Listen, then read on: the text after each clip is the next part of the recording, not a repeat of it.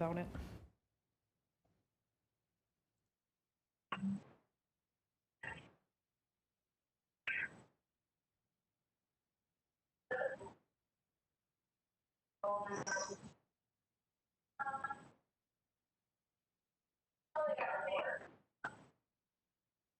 Technology is great, especially when it works.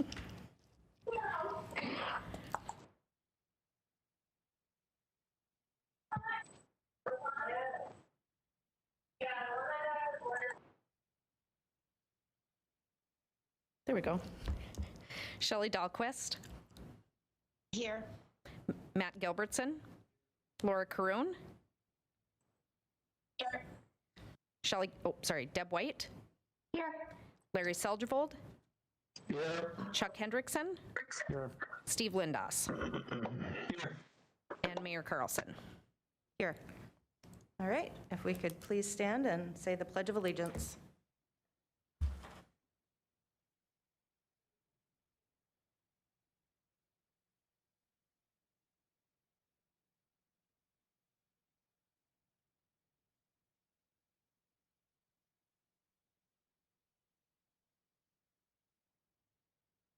Thank you.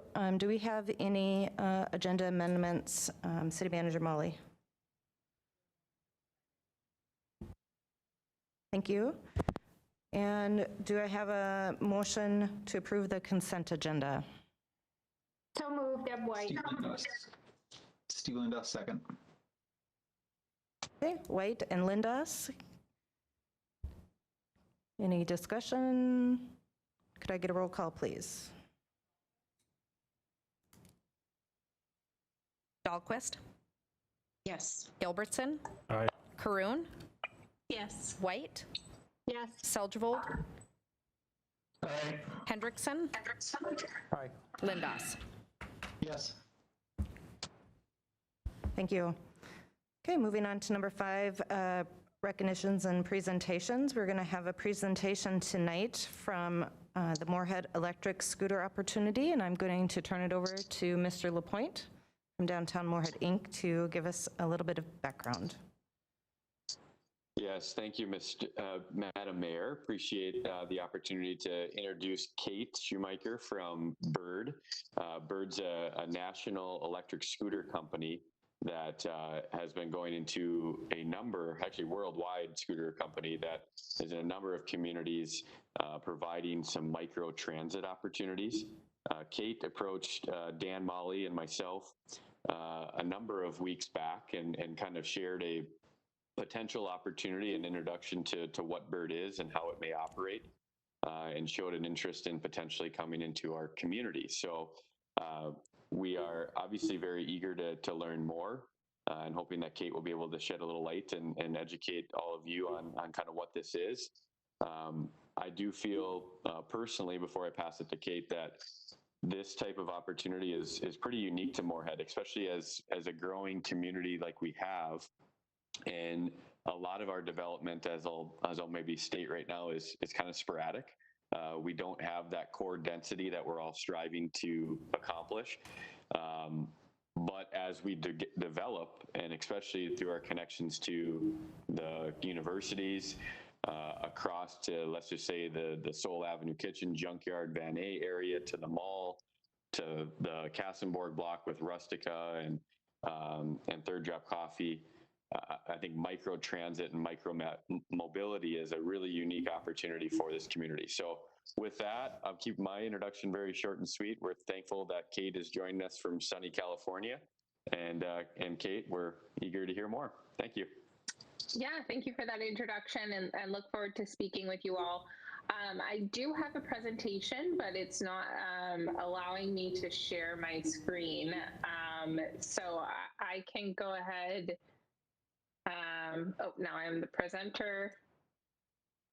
Looks like there is an issue where I would have to restart. So what I can do is put the presentation in the chat, and if you want to follow along with that presentation, otherwise I'll keep it just more verbal. Ms. Schumacher, I think we are checking on this. I believe we do have your PowerPoint, and so they will be sharing it. And if you want to Perfect. just let them know when you want to move forward to the next slide. Okay, perfect. Thank you for that. Or they might have just made you the presenter so- too. I'm not quite sure. Okay, perfect. So to kind of get started, I quickly wanted to give an introduction to Bird as the agenda. If whoever is sharing the screen is able to go to the agenda slide. From the kind of plan for today, would love to just give you a little bit of an introduction to Bird, and then what we'll do is we'll talk about more on the vehicle, our technology, our approach in coming to Moorhead, and talk about our fleet manager program. We do want to address clutter. That is a concern that many companies have with parking, and how do we incorporate these into the city, and then talk through just a few case studies, and then we'll go through some details. So I do want to keep this to kind of a 10-minute presentation, and then we'll move on to some questions that you want to elaborate on. So next slide. What is Bird, you may ask? We are the Dockless electric micromobility vehicle sharing company. So I know that that is a loaded sentence there. We'll kind of unpack that today, but ultimately our mission is to make cities more livable and bring communities together. So Bird is that first mile and last mile solution, ultimately where people would use birds. If you want to go to the next page. So we got started, ultimately we were founded in 2017. We saw instant adoption rates. So you saw Uber and Lyft quickly kind of grew with that chart. When Bird launched, if you look in the comparison of the timeline, people see scooters and they use them. We are the fastest company to reach $1 billion in valuation, which just shows the impact and the growth opportunity for this business model. With that, since over the past 4 years, since 2017, we've grown into over 150 cities globally and have really big plans for expansion. That means that we quickly learned what to do and what not to do. So if you think back to scooters, what they were a few years ago versus what they are today, there's been a lot of advancements in this space. And so we'll kind of discuss where we are today during this presentation. So if you go to the next slide, you may be asking, why are these so popular? I know that this is a lot of information on this slide, but that will be available to you after the call. Ultimately, these are used in that first mile for someone to get to and from public transportation.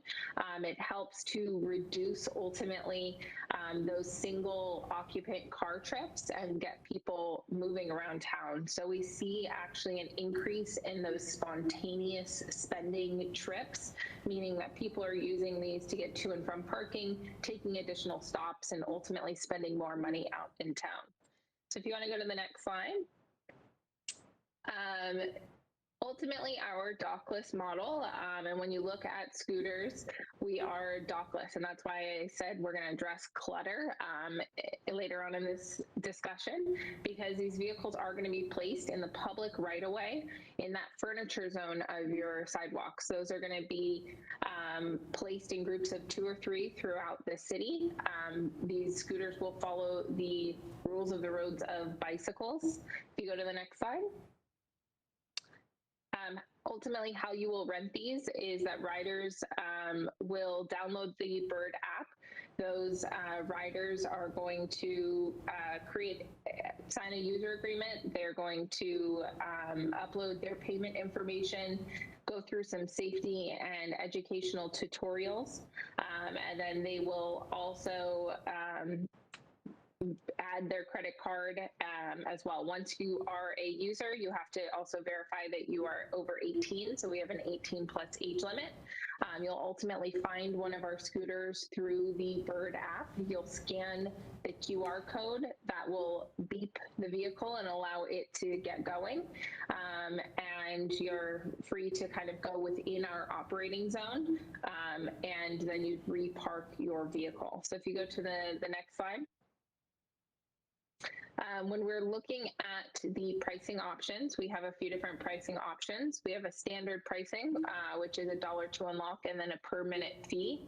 Average rides are going to cost about $5. We also offer a bird access program and a community program, which allows discounted price for different low-income rider groups and also different groups like veterans, healthcare workers, and such. Next slide. Looking at our vehicle, this is really, really important that we've spent a lot of money in designing these vehicles to ultimately aid in ensuring that it is of good quality for safety as top of mind and also for regulation. So we do have a front headlight and we also have a rear blinking light. All of these connect with technology, so they are all GPS located. They are capped at 15 miles per hour, and they also go from the hours of 4 a.m. to 12 p.m. We can do a lot of different things with the technology. If you go to the next slide. Our technology is really has advanced over the past 4 years. So it really is world-class technology that can ultimately guide users and help to influence how these are used throughout the community. So we do have things like geofencing technology where we're going to be able to draw a circle around the operating area to make sure that our vehicles stay within that area. We can also create no ride zones. If there's a 4th of July parade or an event happening, we can create certain areas that the scooters stop working within. Same with slow ride zones as necessary. So you can see on the app there'd be a little shape, either red or yellow, signifying those different modified areas that allows us to really control how the scooters are being used. Additionally, we have a ton of tips and tricks, like a helmet selfie that detects if there is a helmet shape on your head. That's going to allow us to give incentives to riders. Same when it comes to parking management. We can provide certain discounts if riders are parking in certain areas and urge them to park appropriately. So there's a number of different technology that we can kind of talk about that's incorporated, but ultimately helps us to be successful in our markets. You go to the next slide, please. So with our approach, it's really, really important that we do communication as top of mind. So we want to partner with you ultimately so that if you do all of a sudden see an issue pop up in a certain area, or you want us to address or focus on some part of the business, we're there to hear and work with you. So we understand that we want to come in very proactively with saying, here's, your landscape, and talk with your team and make sure that we're aware of any potential issues that may flare up. But just like if you have a dog, you may not think that they're going to chew your shoes, or they may never chew your shoes. But when they do, you need to make sure that you quickly pivot and react and put that out by incentivizing and addressing that issue. The same things with scooters. We really just want to make sure that we are very aware, responsive, and active partners with the city. You can go to the next slide. Our approach is going to be working with a fleet manager locally. So we will partner with someone in Moorhead. This local community member will be responsible for an entire fleet of birds. So they're going to be able to see where all of the vehicles are at all times. They'll be responsible for charging, repairing, and doing different performance tasks. This really is the winning combination because it does allow that local touch, but also have them powered by the industry leader, Bird. We have our world-class technology, hardware, operating experience from a bunch of different markets, and then partnered together with them being a local member that understands the intricacies and responsibilities of working within your community. This will also be a job that will bring to someone within your community and make sure that incentives are aligned all across the board so that there's no vehicles that are abandoned, left behind, or lost. And so if you go to the next slide here, Addressing clutter concerns, it really is our responsibility to make sure that we address the concept of clutter with this dockless model. If you think back to when we had horse-drawn carriages and automobiles were introduced into society, there was a little bit of a hectic period.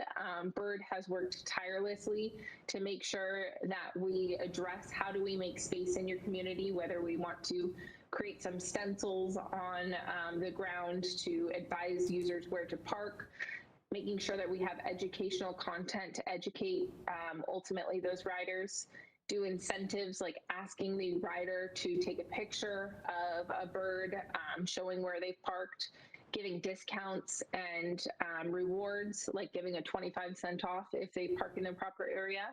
And then also giving you a ton of data. So the city is going to leverage a ton of this data that we ultimately have available. If you go to the next slide.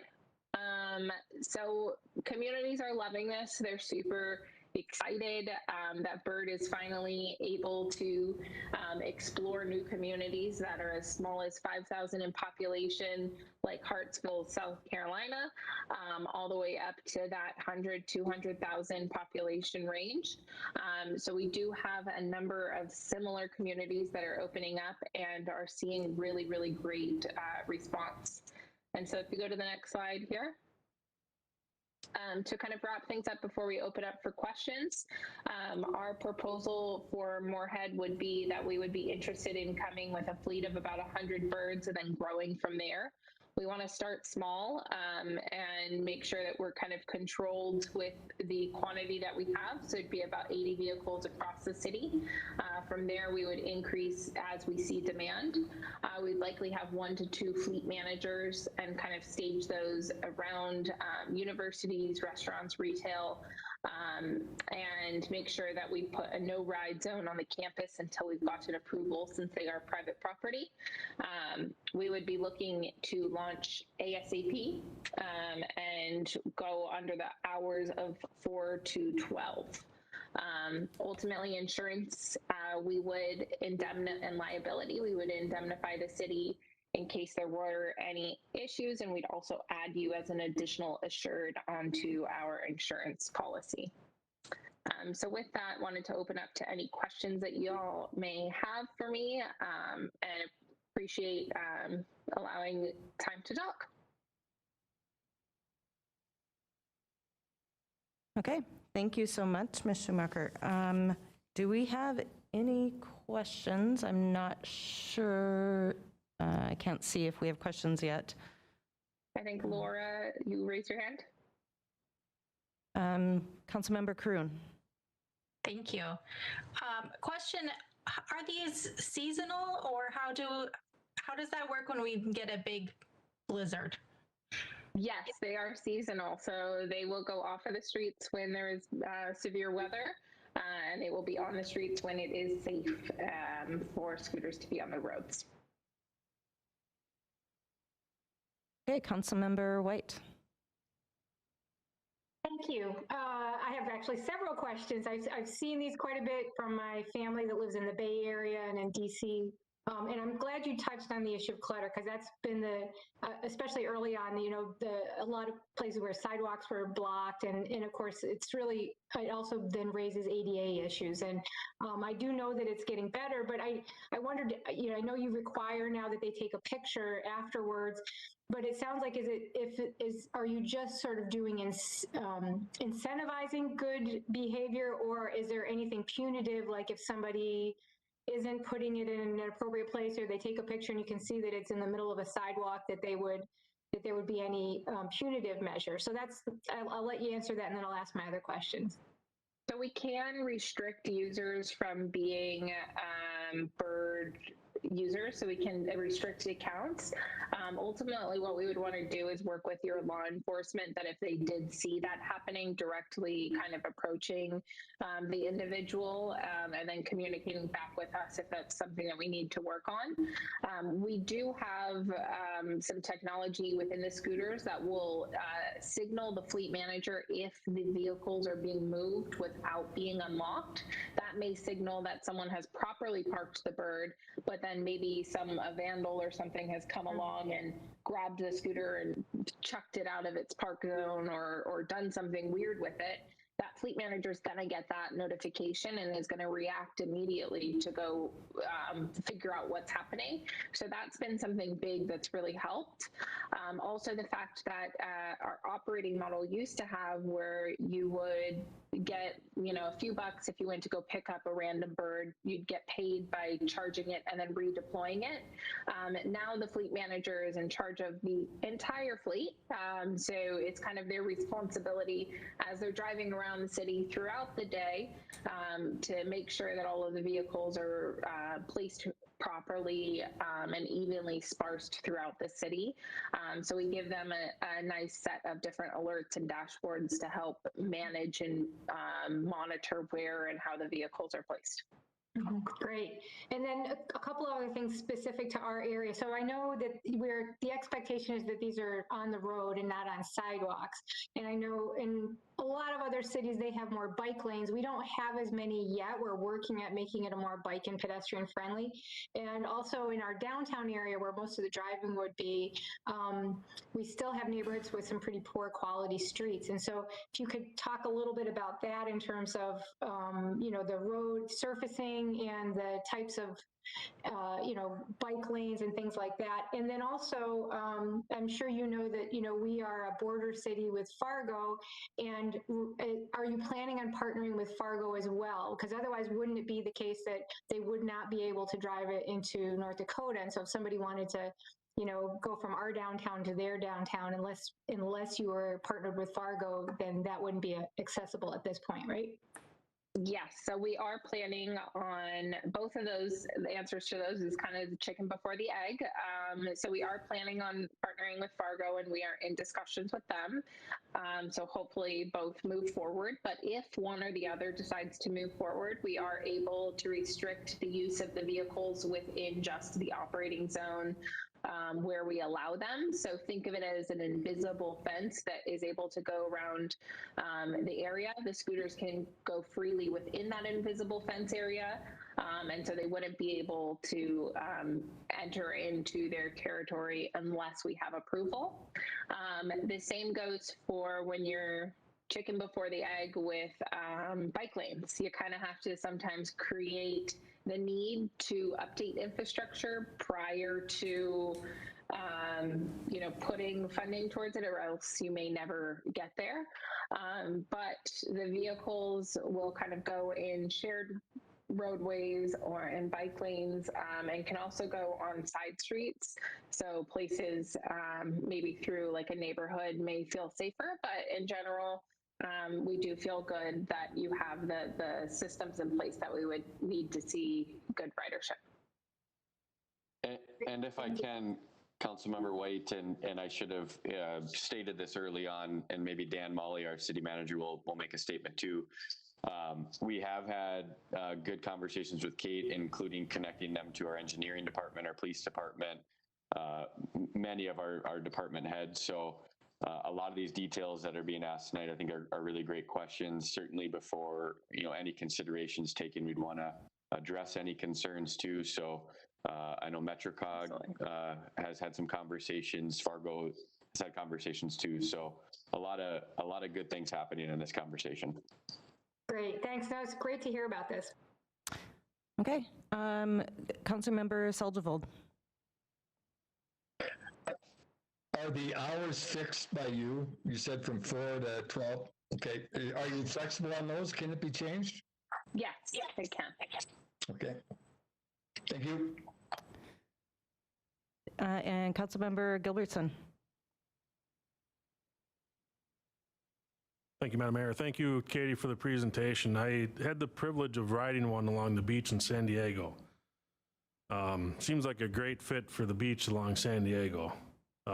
Certainly more so than the street from one spot to the other in Moorhead. But one of my thoughts when I saw people driving around picking them up, you say there's no cost to the city or the project man or the fleet manager.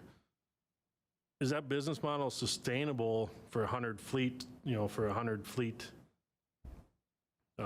bikes and Absolutely. So, yes, absolutely. So it is sustainable. We have fleets as small as 50 birds in towns that have about 5,000 population. Ultimately, the cost of the vehicle is paid off by a percent of the revenue that's coming in from the fleet that's allocated to the fleet manager.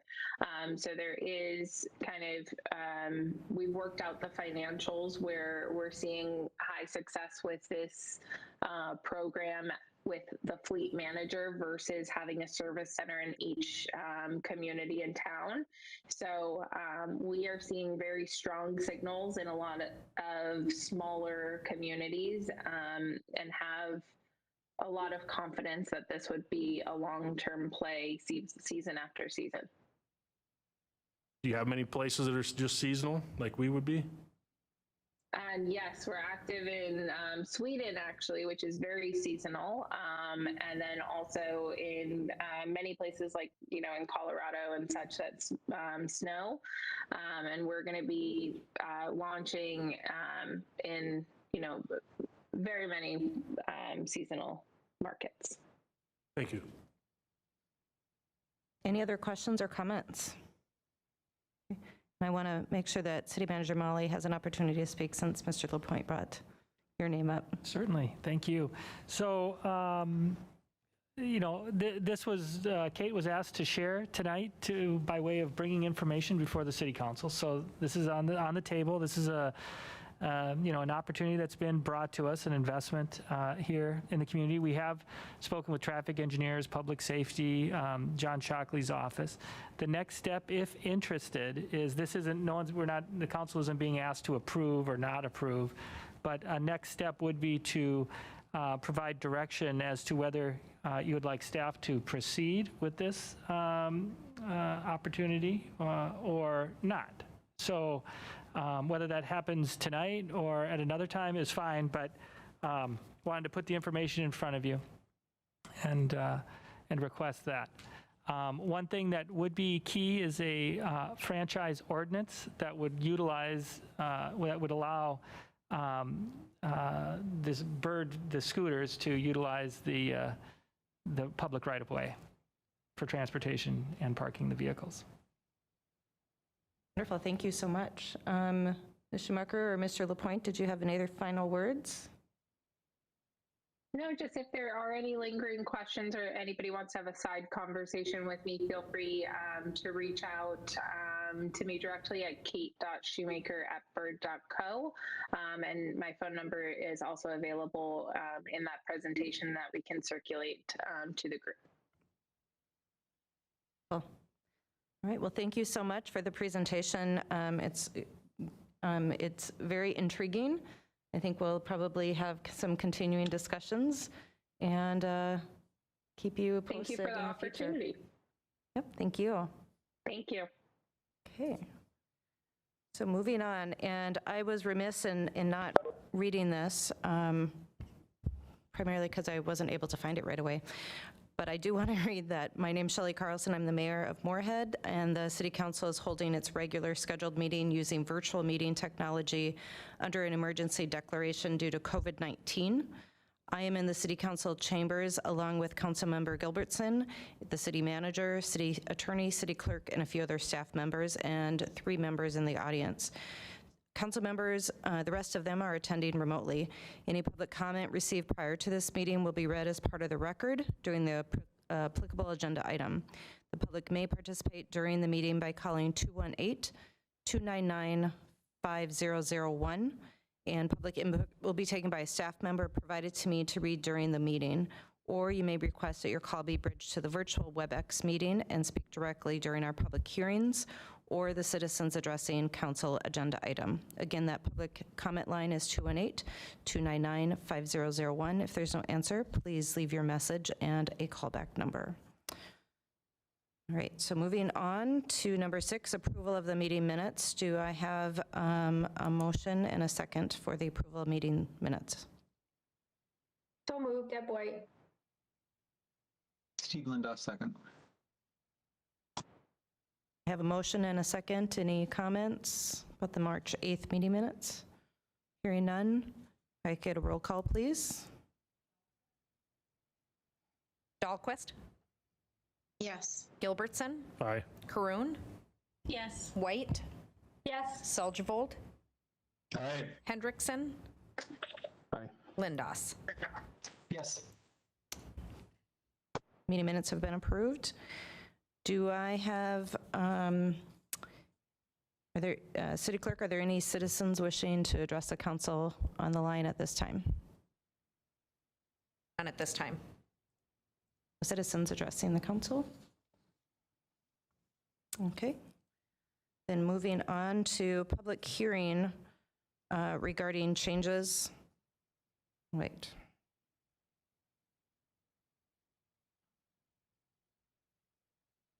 Public hearing regarding changes to the MAP bus routes 6 and 9. Do I have a motion to open for public hearing? So moved. A second? Deb White, second.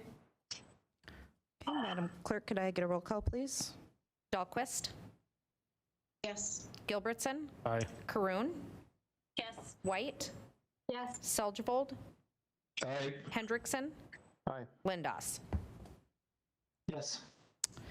Okay, the hearing has been open now to the public regarding resolution approving changes to map routes 6 and 9, and now I'm going to turn it over to Ms. Van Beek. Thank you, Mayor.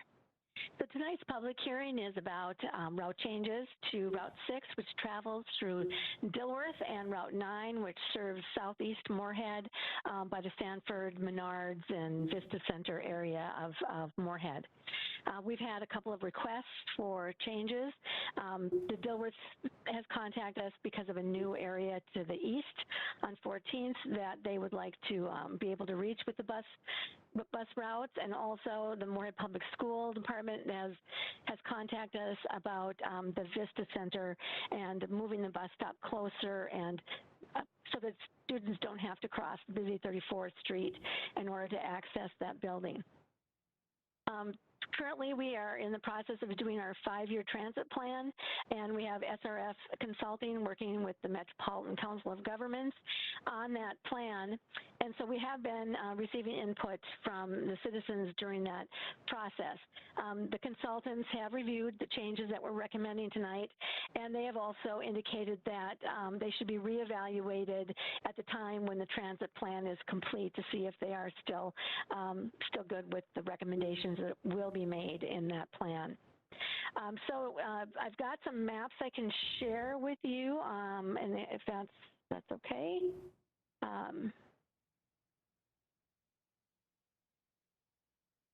Okay, can you see those? Yes. Okay, great. So Route 6 travels through Dilworth.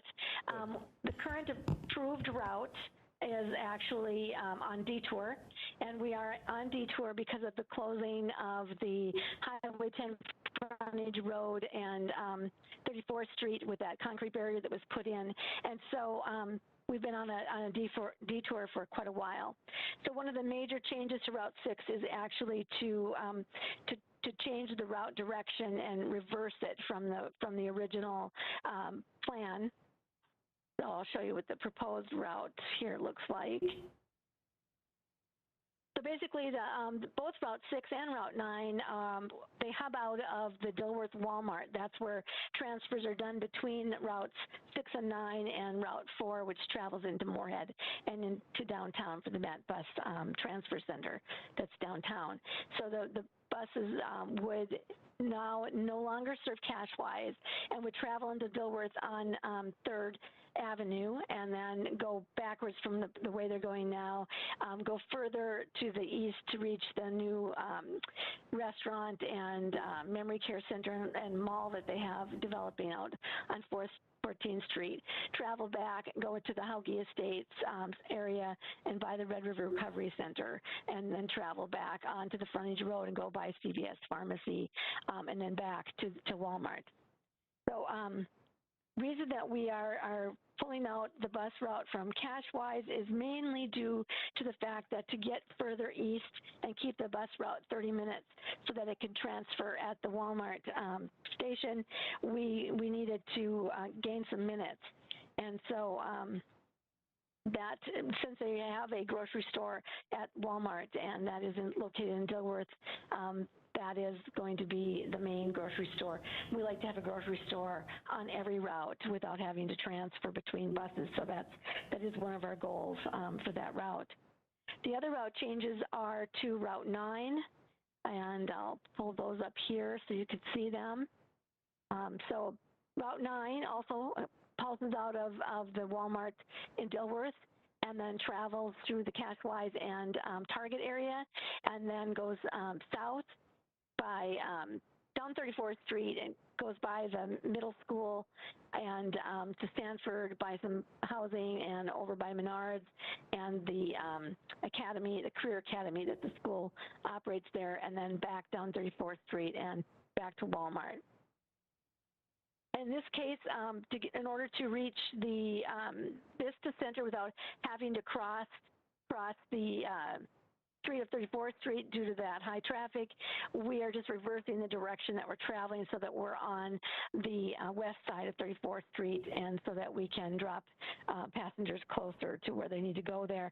And we are also making it available for people with disabilities to ask us to pull into the parking lot since it's quite a distance from the bus stop to the actual building for those people who are having mobility issues and need assistance getting to that location.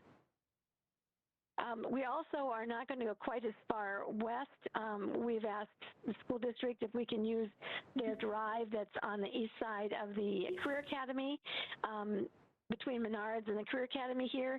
That also saves us a little time and allows us more time on the route to be able to reverse the route by the Vista Center. And so we did put down this, we are following our fare and service policy. I can probably not share this anymore, I guess. I don't know how to do that.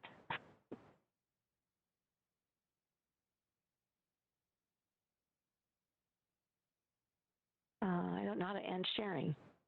I can't find it. Oh, well, I'll keep talking and then we'll figure it out.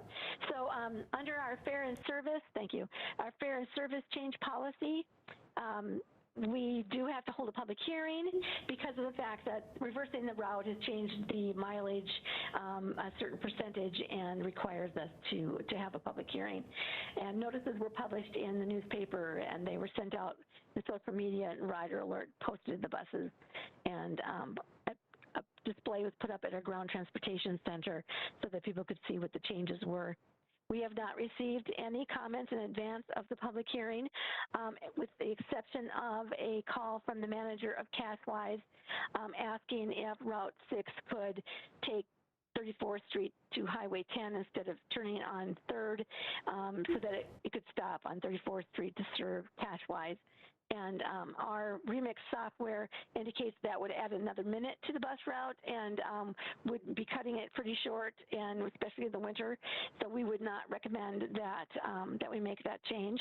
They can get off on 3rd Street and walk across the crosswalk on 34th. It's going to be put in by the engineering department and make it over to Cashwise if they would like to serve there. They could also stay on the bus, and Route 6 turns into Route 9 and does travel on 34th Street and does stop at a new bus stop that will be put on 34th so that they could stay on the bus and not have to transfer to get over to the bus route.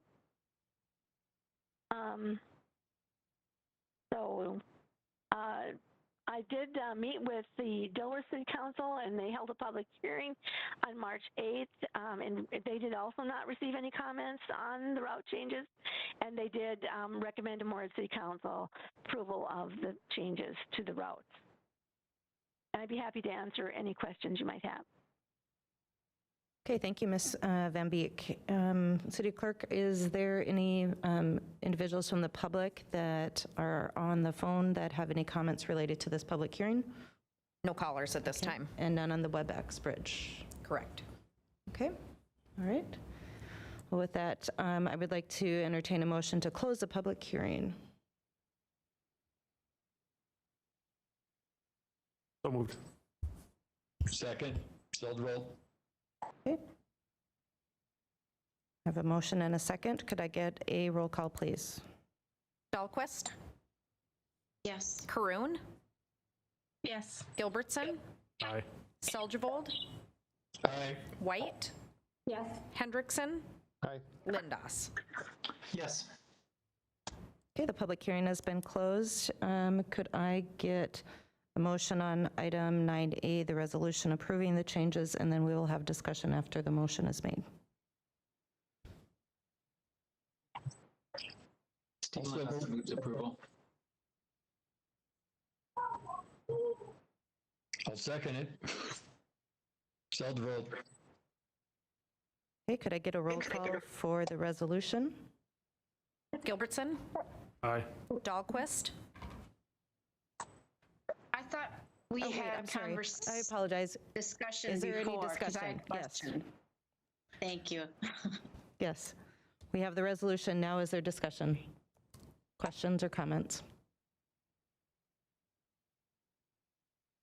Councilmember Dahlquist.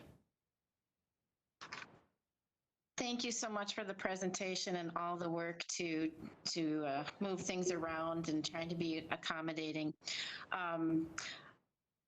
If after we change these routes and there are riders that have problems with it, because I'm sure there's some that are dedicated Cashwise shoppers, is there any wiggle room so there might that we would take a look at the routes afterwards? Because I know a lot of people that ride the bus may not know about the changes, and then they'll get frustrated with the changes. So I'm just wondering if there's any kind of wiggle room on the routes. Well, one of the issues with Cashwise Bus Stop is that the property owner of East 10 has asked us to move the bus routes out of their private driveway and area. We lease that spot right now, and so with 30 days notice, we do have to move. And so they have actually asked us to move. So we will be coming back to council to actually move 2 more bus routes, Route 3 and 4, as well onto 34th Street. And it's about a block walk from the entrance of the Cashwise to a bus stop that we would place on 34th Street. Thank you. Councilmember Lindos. Thank you, Mayor Carlson, and thank you, Lori, for the presentation. I was basically going to just have a little information piece that Route 9 will still allow access to the new Clay County Government Center that's moving to just north west of Horizon Middle School on 12th Street on the corner of 35th and 12th.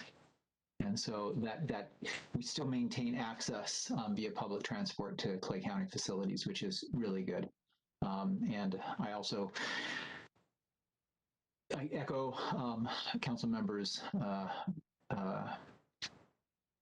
Dahlquist's concerns that sometimes riders don't know that they're getting affected until afterwards.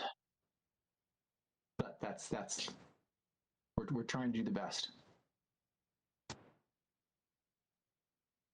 Okay, thank you for that, Councilmember Lindos. Councilmember White. Thank you. Thank you, Lori. I read in the packet about the owners of the East 10 property, but I didn't realize it affected even more routes.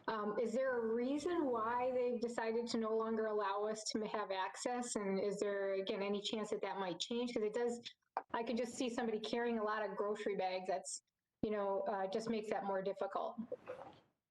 Yes, the reason I was given from the East 10 owner was that his tenants, which would be Cashwise and the China's Buffet, were having passengers disrupting their areas because of the proximity of the bus stop to their business entrances. And so there were behaviors of the passengers that are disturbing their businesses.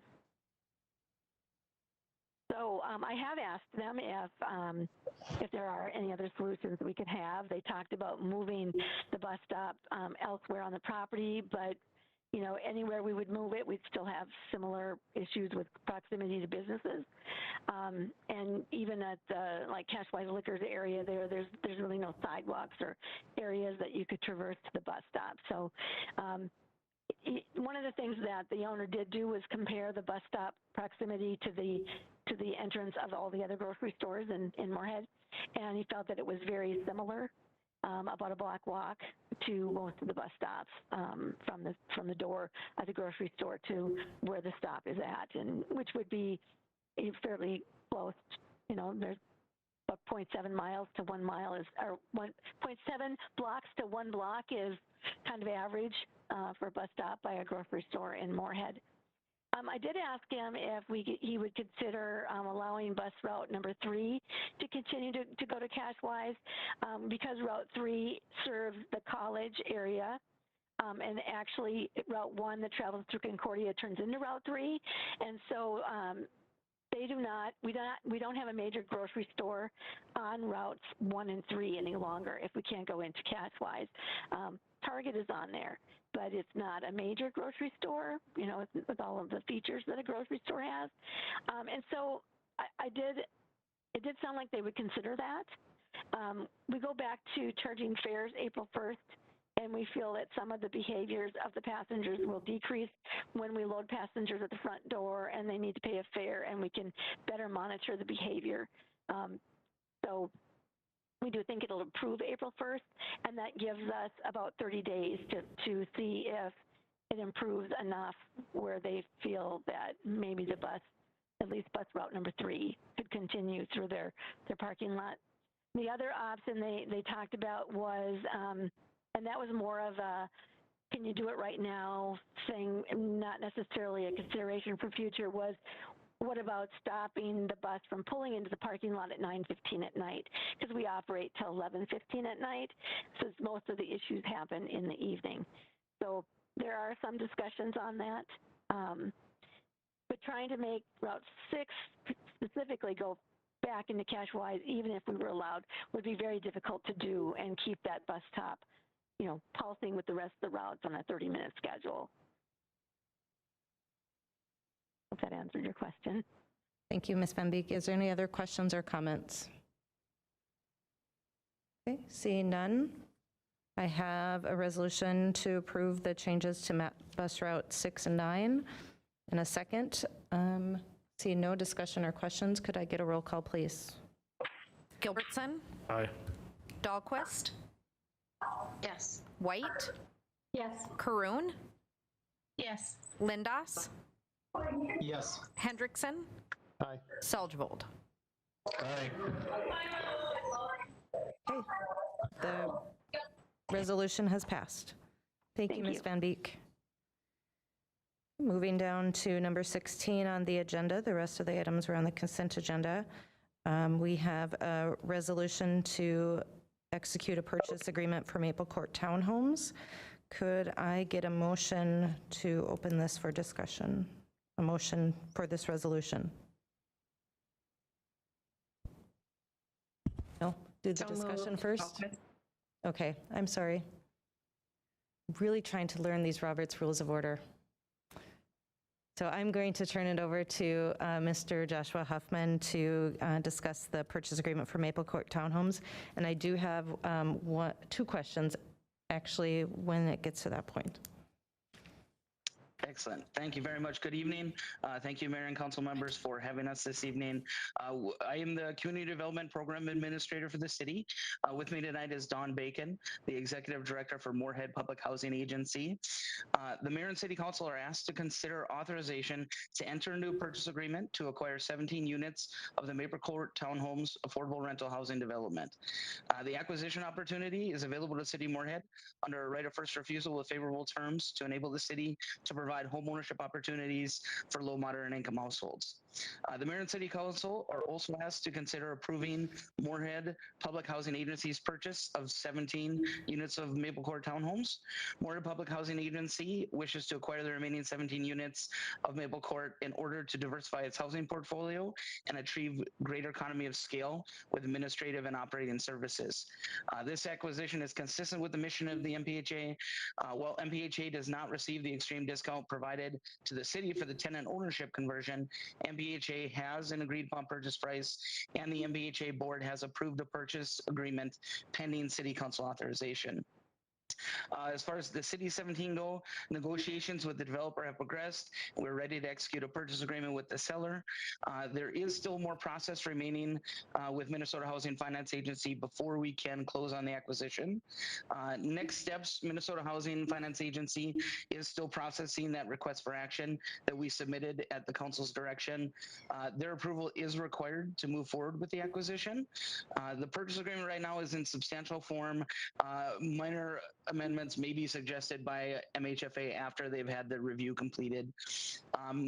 Other next steps, we're going to look at a management agreement with MPHA. The city would pursue this management agreement so that MPHA would manage the city-owned units for the period while the units are in city ownership as we're working to sell those to qualified tenants. Acquisition financing upon completion of the request for action by Minnesota Housing Finance Agency, the city would begin the process of preparing the financing through Greater Minnesota Housing Fund. The financial considerations, the city's purchase price for acquiring Maple Court townhomes is 1/2 of the sum of all outstanding indebtedness that is currently secured by the project. At the end of 2019, half of the outstanding indebtedness was about $540,000.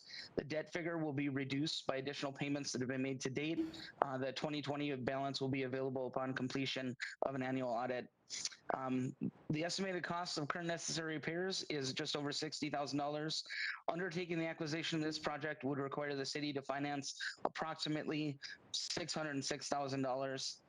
The development's current revenue exceeds the cost of property management, maintenance, and debt service annually. It is expected that the city would be able to acquire the property at no additional expense to the city. It's also expected that the city, after selling the individual units, would generate excess revenue that would be able to be dedicated to future affordable housing projects. This acquisition presents an opportunity for the city of Moorhead to provide opportunities for affordable homeownership at extremely low risk. Dawn, did you have anything you wanted to add? No, I think you covered most of it. I would just, add that there's another resolution for Moorhead Public Housing. While we're a separate fiscal entity from the city and our purchase doesn't impact the city budget in any way, we do have a requirement that we receive authorization from the council. And our board and staff have looked at this very closely. We've worked in very close partnership with the city staff. Councilmember Dahlquist is the liaison with our board, and we're just really excited about this opportunity. Any questions or comments? Councilmember Gilbertson. Thank you for the presentation. Just two questions. One, seems like too good to be true, and it's half the indebtedness. So who pays the other half of the debt? And then I assume they're full. So if we're going to allow ownership, do the current residents get first right of refusal? Or are we looking at, how is the sale price? How is the sale thing going to work? Yeah, excellent questions. To begin with, the too good to be true, the price, it is in fact what it is. When this project was developed 17 years ago, the city was granted right of first refusal, and by the developers, including that in their proposal to build those units, Minnesota Housing Finance Agency gave them extra points that made their application more competitive. They were awarded it, and so these units were built. and that was just part of the deal from the beginning. It's half of the debt because the city is considering purchasing half of the units. The Maple Court Township development has 34 total units, and we are looking at purchasing 17 of those units. And so it's half of the existing debt that's on those right now. And you are right, it is an excellent deal, and it's to allow affordable housing options in Moorhead. And to your question regarding the tenants, want to make it very clear, no tenant will be displaced through this program. The goal of this, it's part of Minnesota Housing Finance Agency's program called Eventual Tenant Ownership. And the goal is to offer the home ownership opportunity to those currently residing in those units. If they are not interested, they would not be displaced. They would be allowed to continue to rent there. And in the future, if at some point they no longer are renting there, it would then be opened up as a rental unit, affordable rental unit. And then that person, after they had been a renter there for 6 months, would have the option to pursue ownership. So there will be no displacement of any kind. It is intended to offer it to tenants of those units.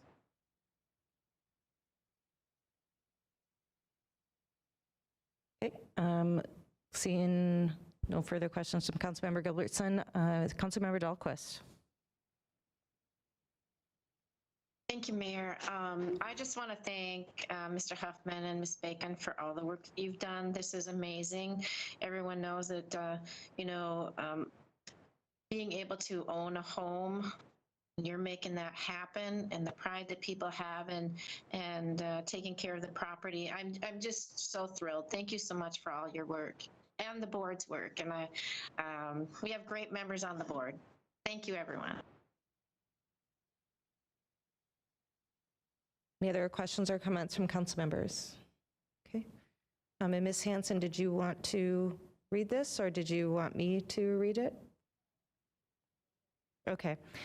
This is a comment and a question from Janine Hansen at 1118 River Shore Drive in Moorhead.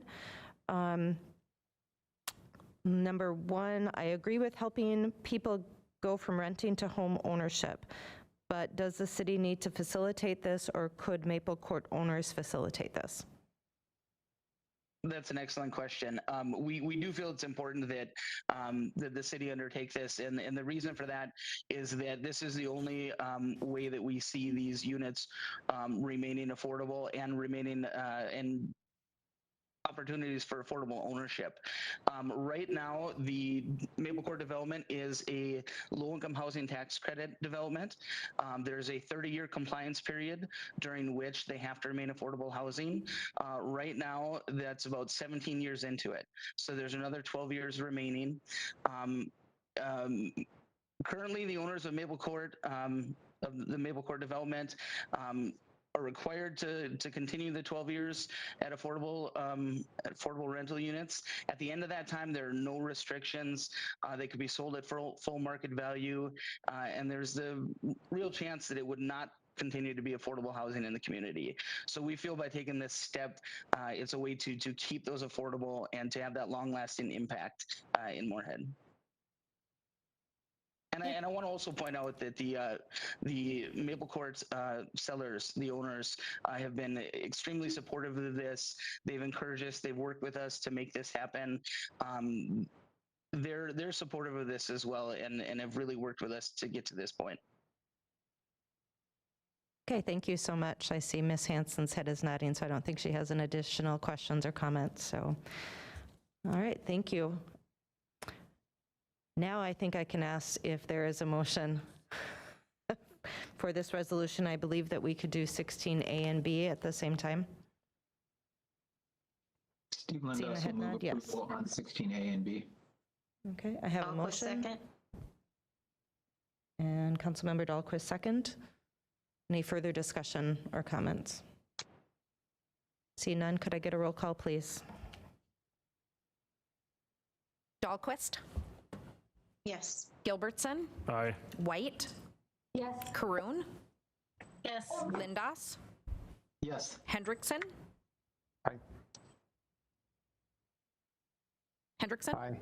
Aye. Thank you. Seljavold? Aye.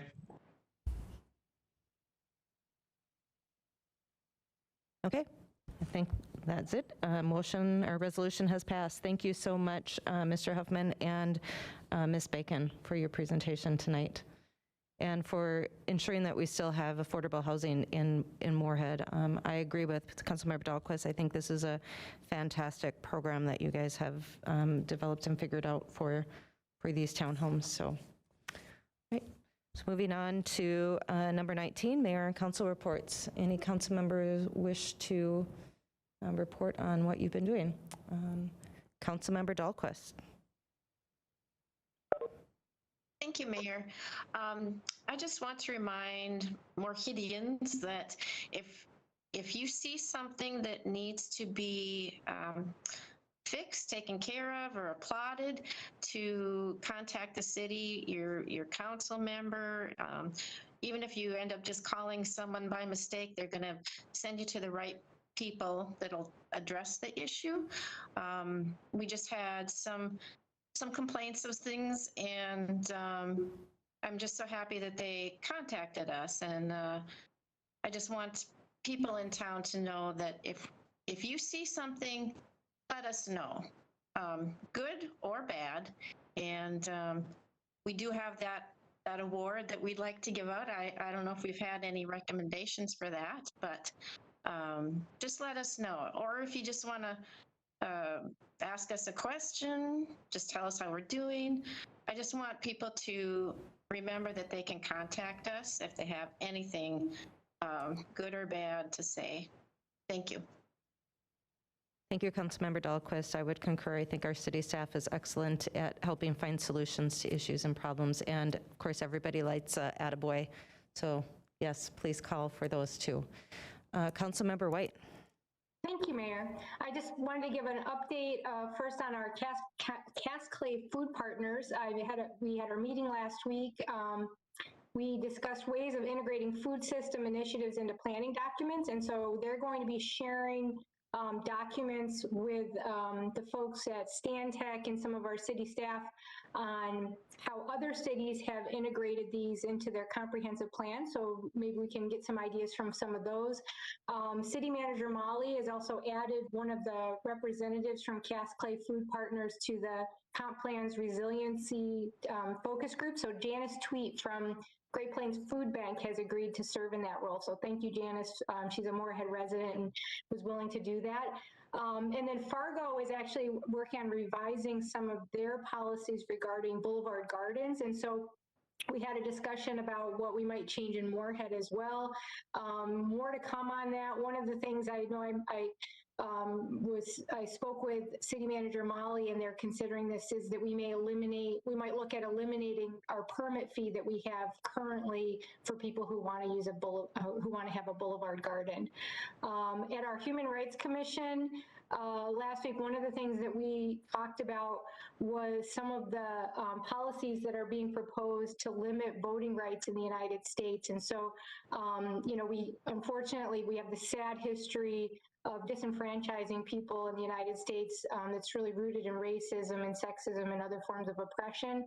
And so one of the things that we're doing is we're looking at some of the changes that are being proposed right now. There's been over 250 bills already proposed in the United States just in this legislative session on restricting voting rights. And so we're bringing in a speaker from Fair Vote, Minnesota, to give us some information about that and some of the ways that these efforts that are underway would restrict the voting of people from already marginalized communities. And so I encourage people to attend that.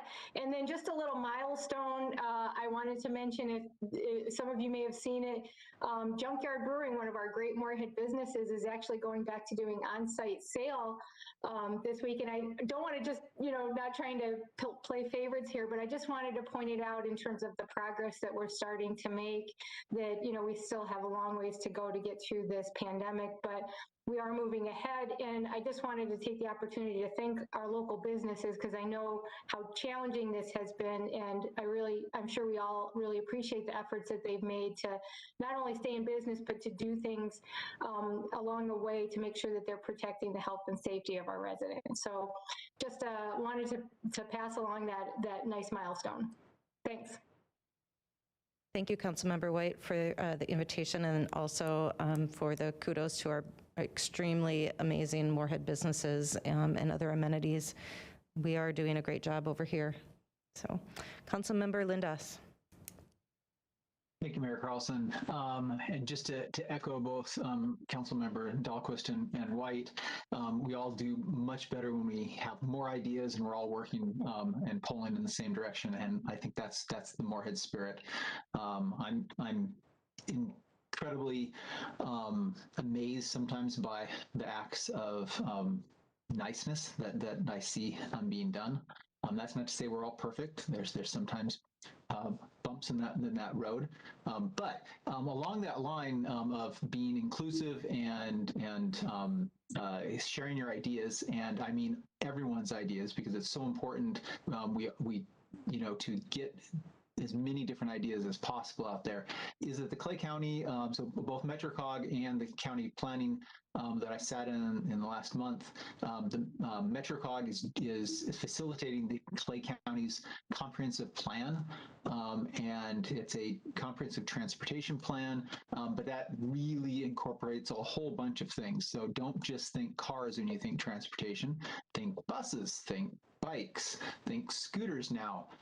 Think walking, and it really has to do with a lot with land use and how we use that. So I can give you the site, but if you just search either for MetroCog and Clay County Public Plan, or go to the Clay County website, and down at the bottom of that site, there's a link to the county plan.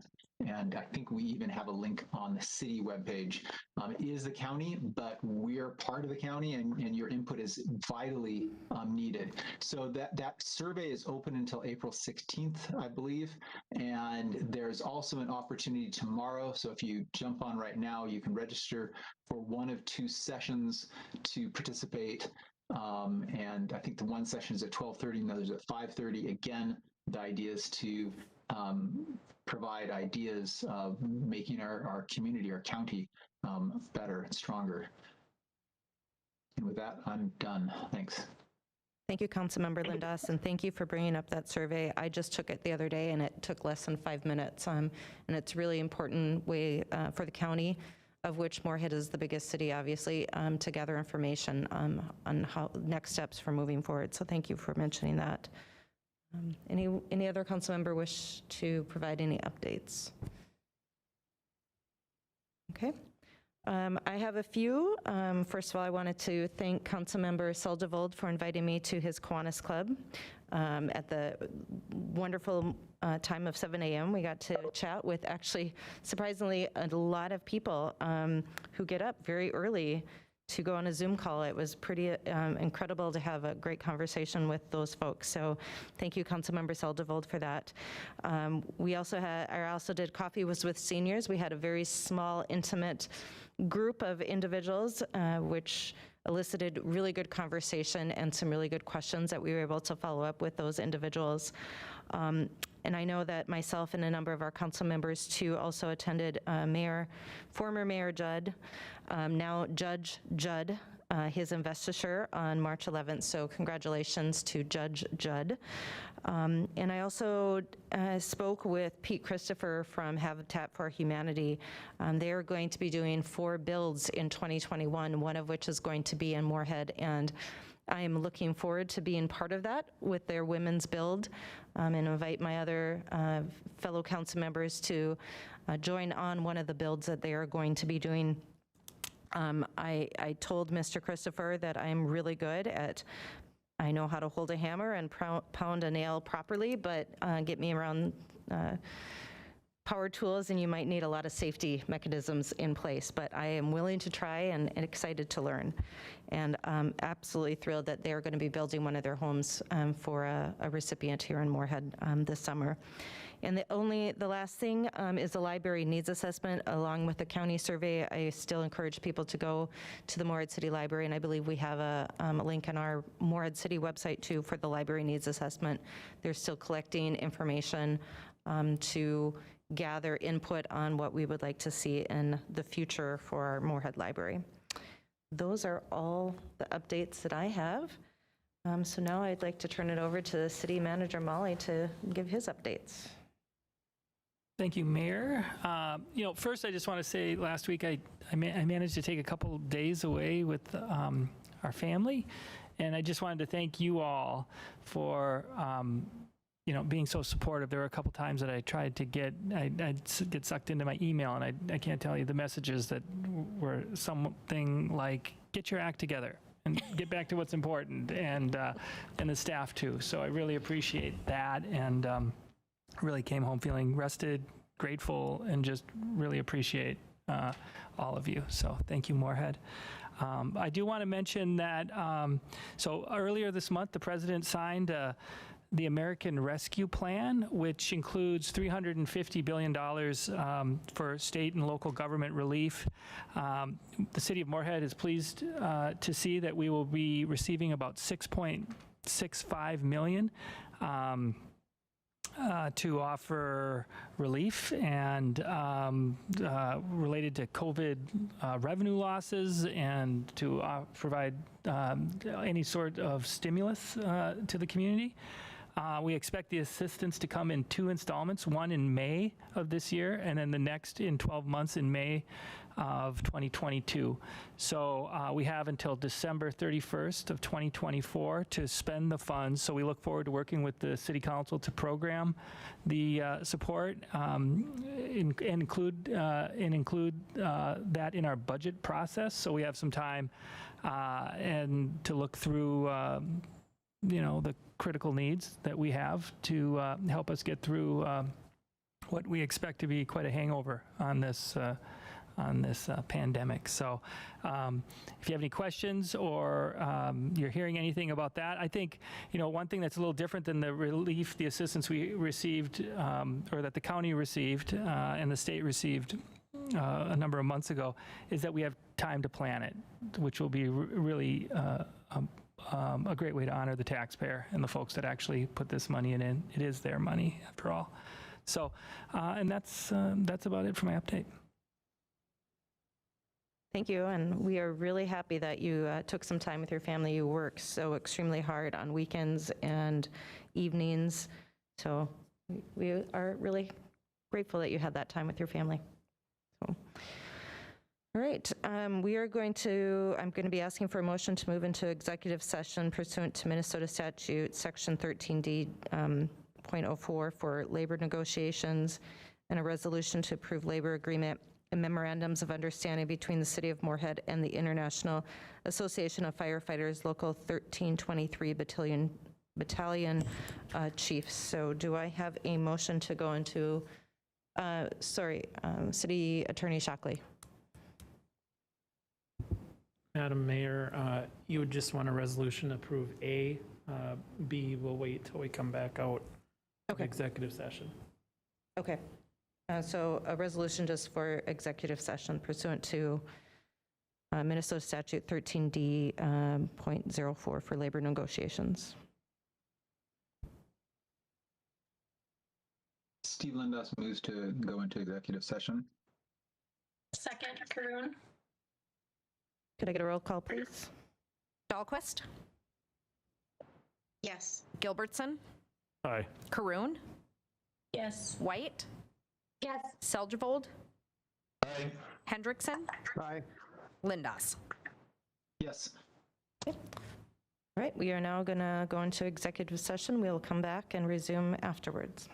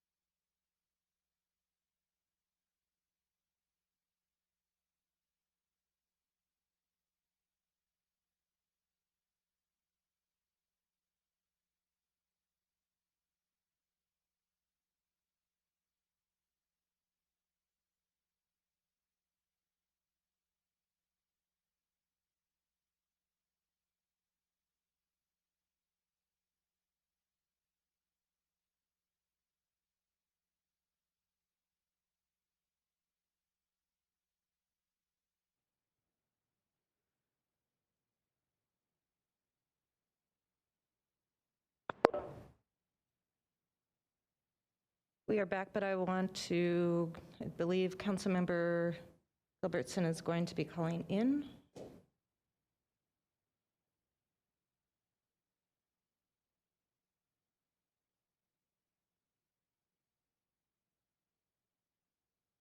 Well, there, he is, no, okay. We are back from executive session. So I am wondering if we could get a resolution to approve labor agreement and memorandums of understanding between the City of Moorhead and the International Association of Firefighters, Local 1323 Battalion Chiefs. I move to approve. Deb White. Linda, seconds. I have a motion and a second. Any other discussion or comments? Okay, could I get a roll call, please? Gilbertson. Dahlquist. Yes. Caroon. Yes. White. Yes. Seldrebold. Aye. Hendrickson. Aye. Lindas. Yes. And Gilbertson one last time.